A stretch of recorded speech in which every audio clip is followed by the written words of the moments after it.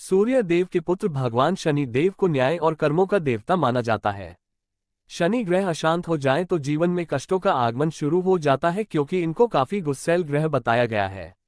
शनि किसी के भी जीवन में उथल पुथल मचा सकते हैं। नवग्रहों में शनिदेव केवल उन्हीं लोगों को परेशान करते हैं जिनके कर्म अच्छे नहीं होते। जिन लोगों पर भगवान शनिदेव मेहरबान होते हैं उसे धन धान्य से परिपूर्ण कर देते हैं। ज्योतिष शास्त्र के मुताबिक शनि देव एक ही राशि में 30 दिनों तक रहते हैं। हम शनि की पूजा करते हैं। शनि देव के बारे में तो बहुत सी बातें कही और सुनी जाती हैं, लेकिन शनि देव की पत्नी के बारे में बहुत कुछ नहीं कहा जाता है। क्या आपको पता है कि शनि देव की पत्नी कौन थी और किस तरह से उनका विवाह हुआ था? आइए धर्मशास्त्रों के मुताबिक हम जानने की कोशिश करते हैं कि शनिदेव का विवाह कब और कैसे हुआ था। धार्मिक मान्यता के अनुसार शनिवार का दिन उनको प्रसन्न करने के लिए विशेष महत्व रखता है। ऐसी भी मान्यता है कि अगर शनिवार के दिन शनिदेव के साथ ही उनकी 8 पत्नियों के नाम का जाप कर ले तो जीवन के बड़े से बड़े संकट भी टल जाते हैं। धर्मशास्त्रों में कहा गया है कि जो भी व्यक्ति शनिदेव की पत्नियों का नाम जाप करता है उस पर भी शनिदेव अपनी कृपा बरसाते हैं। शनि देव को उनकी पत्नी ने ही श्राप दिया गया था। आज तक इस श्राप ने शनि देव का पीछा नहीं छोड़ा, जिसके कारण वे सिर झुकाकर चलते हैं। जानते हैं शनि देव की पत्नी और इस पौराणिक कथा के बारे में। कथा के बारे में पढ़ने से पहले जाने कि शनिदेव की कितनी पत्नियां हैं। कौन है शनि देव की 8 पत्नियां? धार्मिक मान्यताओं के अनुसार शनिदेव की कुल 8 पत्नियां हैं। ध्वजिनी, धामिनी, कंकाली, कलहप्रिया, कंटकी, तुरंगी, महिषी और अजा। कुछ जगहों पर नीलिमा को शनि की दूसरी पत्नी माना जाता है। नीलिमा शनि की शक्ति थी और उनके पास ब्रह्मा के 5वें सिर की ताकत थी। धामिनी एक गंधर्व थी। आइए अब जानते हैं कथा।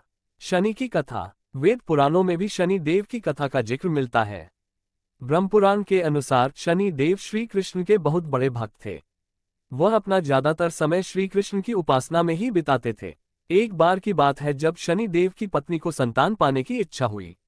वह शनि देव के पास पहुंची, लेकिन शनि देव कृष्ण भक्ति में रमे हुए थे। पत्नी के कोशिशों के बाद भी शनि देव का ध्यान भंग नहीं हुआ। कोशिशों के बाद भी ध्यान भंग न हुआ तो शनि देव की पत्नी को गुस्सा आ गया और उन्होंने क्रोध में ही शनि देव को श्राप दे दिया। पत्नी ने श्राप देते हुए कहा कि आज के बाद जिस व्यक्ति पर शनि देव की दृष्टि पड़ेगी वह तबाह हो जाएगा।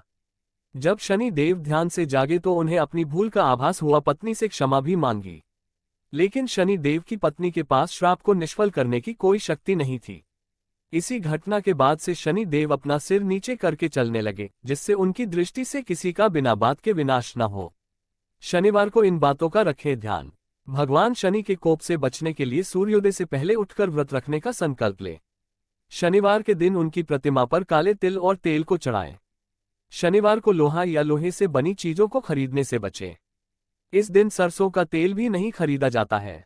गरीबों और बेसहारा लोगों की मदद करें, इससे शनिदेव खुश होते हैं और अपनी कृपा दृष्टि बनाए रखते हैं। दोनों समय भोजन में काला नमक और काली मिर्च का प्रयोग करें। 2. शनिवार के दिन बंदरों को भुने हुए चने खिलाएं और मीठी रोटी पर तेल लगाकर काले कुत्ते को खाने को दें।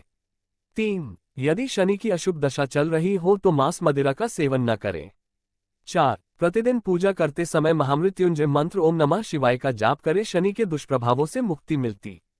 5. घर के किसी अंधेरे भाग में किसी लोहे की कटोरी में सरसों का तेल भरकर उसमें तांबे का सिक्का डालकर रखें।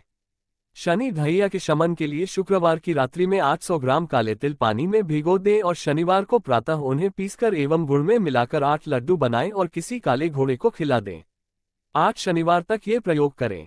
शनि के दुष्प्रभाव को दूर करने के लिए शनिवार के दिन काली गाय की सेवा करें। पहली रोटी उसे खिलाएं, सिंदूर का तिलक लगाएं, सींग में मौलिक कलावा या रक्षासूत्र बांधे और फिर मोतीचूर के लड्डू खिलाकर उसके चरण स्पर्श करें। 8. प्रत्येक शनिवार को वट और पीपल वृक्ष के नीचे सूर्योदय से पूर्व कड़वे तेल का दीपक जलाकर शुद्ध कच्चा दूध एवं धूप अर्पित करें। 9. शनिवार को ही अपने हाथ के नाप का 29 हाथ लंबा काला धागा लेकर उसको मांझकर मसलकर माला की तरह गले में पहने। 10. यदि शनि की 7.5 से ग्रस्त हैं तो शनिवार को अंधेरा होने के बाद पीपल पर मीठा जल अर्पित कर सरसों के तेल का दीपक और अगरबत्ती लगाएं और वहीं बैठकर क्रमशः हनुमान, भैरव और शनि चालीसा का पाठ करें और पीपल की 7 परिक्रमा करें।